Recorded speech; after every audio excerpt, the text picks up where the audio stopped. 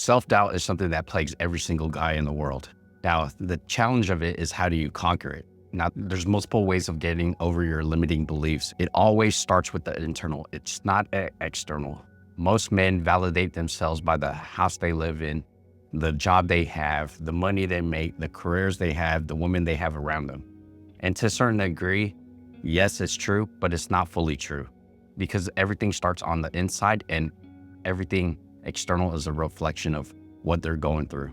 Now, in this video, I'm just going to share what I've done to actually conquer my doubts and my fears, just so I could get ahead and build what I want to build in life.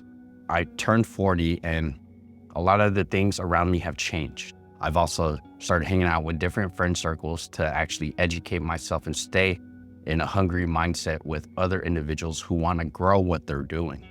Now, it's not easy, it's hard. It's easy to be impacted by your peer group and whoever's around you in your environment. Now, the first thing I did was actually start working out more often.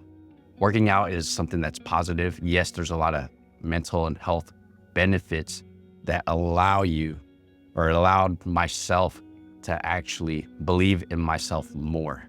One example is, I thought I could only bench 185 pounds, but when I started working out, now I could bench 225. So you actually see the metrics of your growth and your progression. It gives you belief in yourself, self-confidence, self-esteem, so you could keep going on developing more. As you set your goals higher and you achieve them, that burns out all of the self-doubts, or majority of them. There's always going to be a little bit of self-doubt when you're doing something new or something bigger. It's always scary, it's always intimidating, and there's always going to be a hesitation that needs to be overcome. So working out is a really great way to do that. The second thing I did was actually get a new career. I've been in healthcare for 18 years. Now, I translated a lot of my skill sets from healthcare and management and being a leader into business. And so it makes it a lot more comfortable. But it is a scary thought still for me, being the fact that now I don't have a stabilized income and everything's all on my own shoulders. I got to figure it out for myself. There's no one else here to save me. And so creating a new job requires me to be diligent, to be responsive, to be proactive, and make decisions that have the best strategy and the best short-term and long-term goals for the future. Now, when it comes to a career and making that switch, it's always scary when you don't have the skill set or the papers, like the degrees or the experience. But then you got to humble yourself and what I did is humble myself and be able to take part-time jobs, work in the trenches again. Sometimes the best way to learn is actually just jump in, not to sit back and read and go to school again. The ones that become great leaders and dominate their space are the ones that actually jump in full force, learn the business in and out, and then start building the systems around it. To make it comfortable for me to eliminate my self-doubt, I already said translation of skills. And the example of that is being a leader and a manager. Now, the role of a leader or a manager is to create systems and make sure people are following them. So as I go into business, I'm creating procedures, SOPs, having staff follow that path. And that's the challenge of leadership and management, getting people to follow. How do you do that? People only follow naturally if they see you're willing to do the work as well. You set the example, you set the tone for other people to follow your lead into this business. Now, it's not easy. It's probably the most challenging thing, but it's also the most rewarding thing, to see potential in other staff members and build them up to a place where they could grow as well too. Now, having a new career is like literally quitting your life. It's a new way of living. It's like moving overseas. Where you're gonna go is uncharted territory. Where I've went is uncharted territory. Now, I've had side hustles and side business to bring income, but now it's the primary source of income. No benefits, no stabilized income, brand new networks I'm working with, finding new clients and new contracts. It's a challenge. It could feel overwhelming, but the way I handled this process is to take it step by step. If you can only see the next step in front of you, take that one. And then after you make that decision, take the next step, take the next step. Building a life you want requires the ability to overcome your self-doubt, because self-doubt is actually going to contain you back into what you're comfortable with. You got to get out of your shell. Now, with creating a new career, those skills that you've been able to translate, you actually have to learn new ones. And this is going to be painful because you're going to look like, and when it comes to building a new career, I had to learn new skills on top of what I already knew. And this is painful because being at the top of the industry where I was, or at top of the job role that I was, now I'm starting back from square one, ground zero. I'm entry level again, essentially. And working from the bottom up, learning new things, whether it's marketing, sales, communication, talking to groups, public speaking, or even new ways of management. What worked in a different space may not work in this current space. And so it becomes a new learning process that I had to go through, and one that actually made me more well-rounded as a person and as a leader. And one of those things is communication. The way I communicated before, being at corporate level, was very intense, very directive, very authoritative.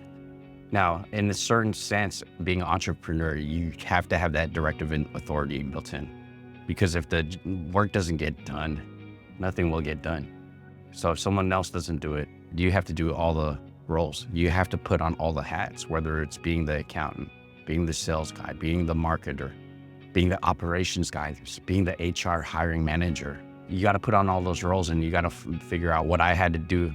And what I had to do is figure out what roles I had to do at certain times and create a schedule around it. One of the big things I learned at being an entrepreneur is now it's being more deliberate, being more intentional, and having a schedule around what I need to accomplish.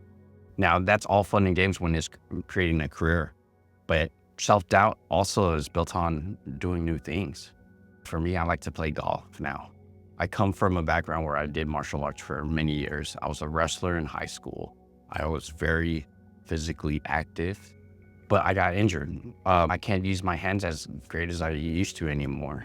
After a couple minutes, after a half hour of working, my hands are like arthritic, they're sore, I can't grab. I have difficulty using zippers, cutting my steaks, using a screwdriver. And so now it's, what can I do as a hobby to keep myself sustained?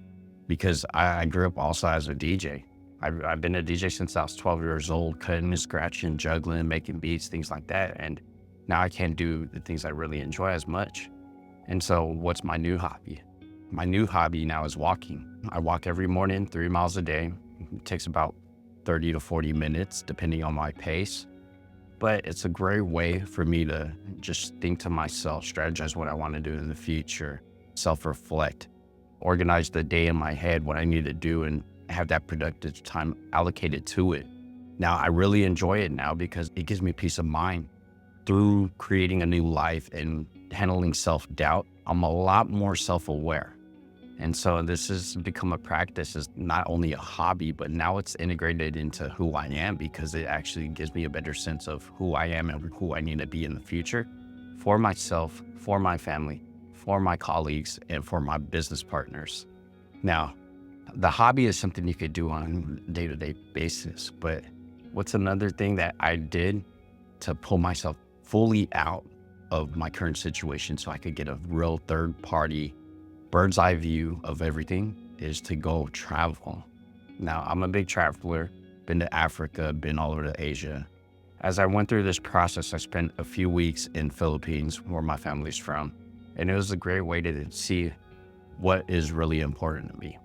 Family, seeing the world, new experiences. Having those adventures puts it into perspective what's really important to me. One of the greatest things I was able to do there is connect with all my family across the world. We all flew back in for my aunt's 95th birthday. And so I got to see the sense of what I really value and why I do the things I do. It's really to build for the future and to be able to partake in everything that we're doing. Now, another thing I got to do out there is swim with whale sharks and go canyoneering. And I thought that was the coolest thing ever because it put the sense of freedom and focus. right? When I was swimming with the whale sharks, I'm in a big ocean, but I'm only looking at this one big ass whale that was like 40 feet long, and he was like literally 2 feet away from me. It was a cool experience. Just like, oh damn, this world is bigger than what I think it is. And that's what I really learned from it. The same thing with canyoneering. I was jumping off waterfalls, through waterfalls, swimming, going down a river. And one of the things that came to my mind was that this world will continue on, regardless of if I'm here or not. So while I'm here, I might as well make the best of it and not limit myself. Go, like, I'm striving to reach the potential that I could be. And I think it's a great experience that when a guy learns to control their self-doubts, it's really a great thing because they become who they want to be, who they say they are, and how they're acting actually start integrating. And it becomes an overall positive for the community. So self-doubt is one of those things. It really takes emotional control, impulse control, and to not give it, and don't let those doubts and fears get into your head, but you want to actually understand them, be aware that they're there, but don't let it stop you from living life. Go after it. Have a great day. Be easy.